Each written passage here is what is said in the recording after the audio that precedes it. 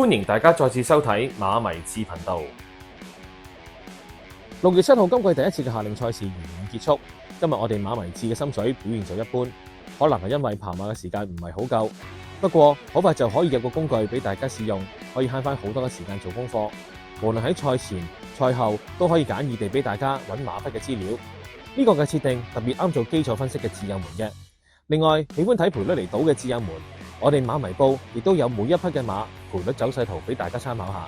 事不宜遲，大家快啲加入成為我哋每個月10蚊嘅付費會員，留言點讚，你就可以得到試用嘅資格。教學嘅時間就會教大家點樣去攞到代碼。今日有匹馬值得留意，亦會提供嚟緊星期3嘅心水，記得由頭睇到尾啊！深立演藝特約，上仗有好嘢。今日嘅天氣開跑前都曾經一度黃色暴雨警告，但係開跑嘅時候居然冇乜點落雨，而場地都冇乜點受到影響。大部分嘅同程時間都同標準時間相約，證明沙田馬場嘅場地質素係相當之高。只要唔係維持落雨嘅狀態，場地就唔會受到好大影響。但係今日嘅跑道形勢對於一啲跟前守好位嘅馬匹係比較着數一啲。今日第4場有匹後生馬，接跑道形勢、接步速嘅情況底下都走得好近，佢就係呢一場7號嘅北極之標。北極之標排住11檔起步，出閘反應都好慢。今場做替工騎師嘅潘頓，好快就將匹馬慢慢留喺後面，有遮擋位置競跑。沿途嘅走勢都算順暢，轉彎嘅時候亦都唔算蝕位。今日嘅跑道形勢都比較利前置嘅馬匹，但係北極之標除咗用咗今日不利後上嘅跑法之外，尾兩段嘅段速都做得相當出色。相信日後加以成熟，好快會有頭馬交出。桃園酒家特約心水回顧，今日第一匹嘅心水係第6場2號嘅睿智多寶。今日佢排住13檔起步，出閘嘅反應都唔係好快，可能排咗個外檔，所以沿途都要喺4檔嘅位置競跑。騎師潘頓索性又將匹馬留後啲，打算轉正入直路嘅時候就擺一段後勁上嚟。但係睿智多寶以往嘅跑法係放頭，所以今次孭住132磅又放唔到頭嘅情況底下，今次就跑得麻麻地。但係呢匹馬到而家只係3歲，下季應該會再有頭馬交出嘅。第二匹嘅心水推介係第9場1號嘅得道猴王。今日佢排住1檔起步，出閘嘅反應都非常之快。由於前面有幾匹馬喺度鬥搶，所以騎師潘頓就順其自然將匹馬留住喺中間貼埋嘅位置跑。轉入直路嘅時候，得道猴王都一度冇位出，但去到臨尾大約200米，終於有空位衝，可惜就維持2晚得第4。相信呢匹馬喺3晚仲有戰鬥力嘅，下次如果形勢好啲，應該都會有頭馬交出。啱啱開始喺黃昏時段跑馬，意味住天氣開始炎熱之外，亦都代表咗仲有幾次賽馬日就完晒今季嘅賽事。今個馬季都有好多令人印象深刻嘅話題。馬匹方面，短途王者家燕高升成功破咗塵封咗多年由精英大師連勝嘅紀錄，同埋國際知名嘅良駒浪漫勇士以高齡取得長途3冠王。如果有入場支持嘅馬迷，都一定睇到熱血沸騰、興奮莫名。騎師方面，冠軍潘頓就繼續威，不停刷新頭馬數字紀錄。而專係俾華人騎師競逐嘅告東尼獎，今季都可以算係壓倒性嘅，相信會係周俊樂攞到。今季練馬師對佢嘅支持都比以往闊咗好多。如果維持到呢一個關係網，相信下季嘅頭馬數字應該更勝今季。另一個討論得熱烘烘嘅話題就係誰是冠軍練馬師。得翻幾次賽馬日，我自己估計今季嘅冠軍練馬師之爭應該只剩翻3人，佢哋就係分別方嘉柏、廖康銘、沈集成。相信智友們有印象嘅話，我都一向好支持我哋鬥志新雄之一嘅廖康銘嘅。但係睇翻佢手頭上嘅兵員，去到季尾嘅階段，我認為今季最大機會攞到冠軍練馬師就係沈集成。打開馬匹嘅分購表，大家都可以見得到沈集成仲有一啲班分未盡嘅馬匹，而且今季都唔係獲得好多嘅，例如包裝天王、靈登、華麗再贏等等。不過我個人認為呢3位練馬師嘅餘下賽事所出嘅馬匹，大家都應該不妨多加留意，加佢哋現階段必定鬥志鮮明。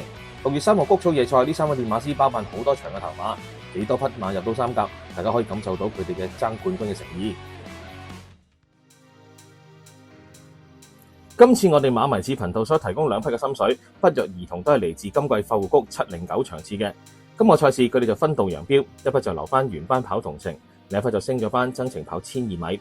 第一匹推介嘅係將會列陣4班1000米，嚟自呂健威馬房，啱啱喺709場次攞到一席季軍嘅紅前度。呢一匹嚟自5歲澳洲嘅 PVG， 今季已經係第3季喺香港服役。雖然今季先攞到第1場嘅頭馬，相信好大原因都係歸咎於佢2024年嘅時候進度未夠，又受傷患嘅困擾，所以踏入2025年成績就漸入佳境。佢第1場嘅頭馬係快活谷嘅1200米，上次709場次係佢初次跑快活谷最短途嘅路程1000米㗎。開頭以為佢縮程跑，雖然前速未係好夠快，點知佢中段加速擺喺放頭位置跑。可能佢初次跑1000米未係好識得留力，到臨尾俾後勁強啲嘅馬匹衝過，只能得到第3。雖然今次有住上次嘅經驗，再跑1000米機會就大大提升，應該可以取得香港嘅第2場頭馬。利時標行特約投注錦囊。第4場，呢場我哋要2號紅前道、3號鴻圖新星、4號老鼠班、5號美麗登場。另一匹嘅心水推介係嚟自告東尼馬房，同樣地出自709場次嘅財將。呢匹3歲嚟自澳洲嘅 PPG， 上次贏馬嘅姿態簡直就係誇張。佢唔單止以3歲之齡孭住135磅跑，喺末段嘅時候做一個不可能嘅位置衝上嚟輕鬆取勝。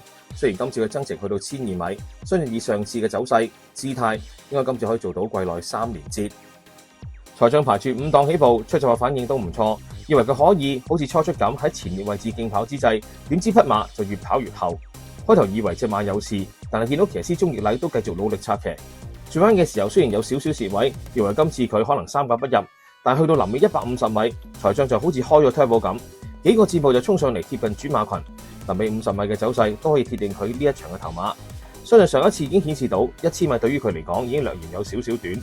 練馬師告東尼今次幫佢增程去到1200米，實在無可厚非。相信今次好大機會可以再下一城。利時標行特約投注錦囊。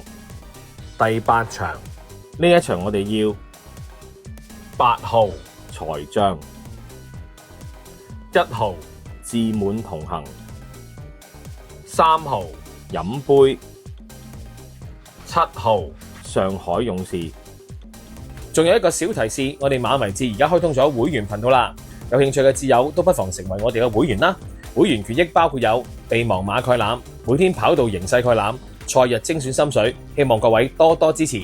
最後都希望馬迷們幫我哋點讚、訂閱、撳埋個鐘仔，接收我哋第一手嘅資訊，亦都可以留言俾我哋集思廣益，作深入嘅賽馬交流。最緊要就係分享埋俾你中意跑馬嘅朋友啊！